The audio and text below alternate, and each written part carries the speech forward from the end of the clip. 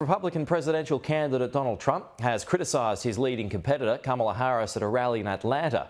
Elena Treen has the story.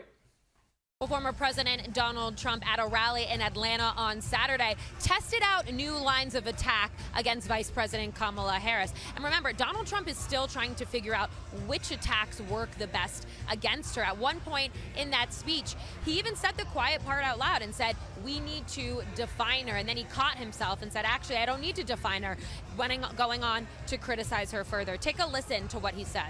You know, 4 months ago, she was considered grossly incompetent by the fake news.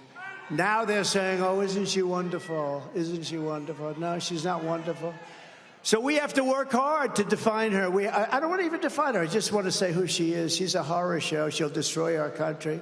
I found that really interesting because it matches up with what I've been hearing from Donald Trump's advisors, which is they're trying to still figure out the best way to go after Harris. And of course, they've spent their entire campaign thus far focusing on Joe Biden, not Harris. And he's really trying to figure out what works with the crowd, what the energy is like in the room. And we saw that on Saturday night. Now, we also heard him really go after Harris for having entertainers at her own rally here in Atlanta. Also, at the same exact rally just earlier in the week, she had performers like Megan Thee Stallion perform. And Donald Trump said that he didn't like that he found it, quote, phony. Now, we know that line, phony, is something that he is continuing to try and work into his own speeches and try to paint Harris as someone who is fake.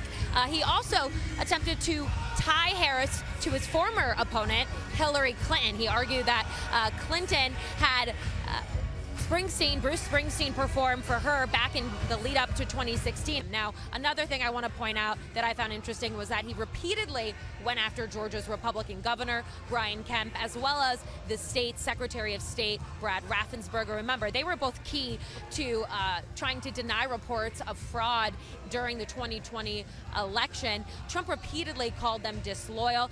And I also will note that Kemp, meanwhile, even though he said he wasn't supporting Donald Trump in the primary, he did ultimately say he would support him in November.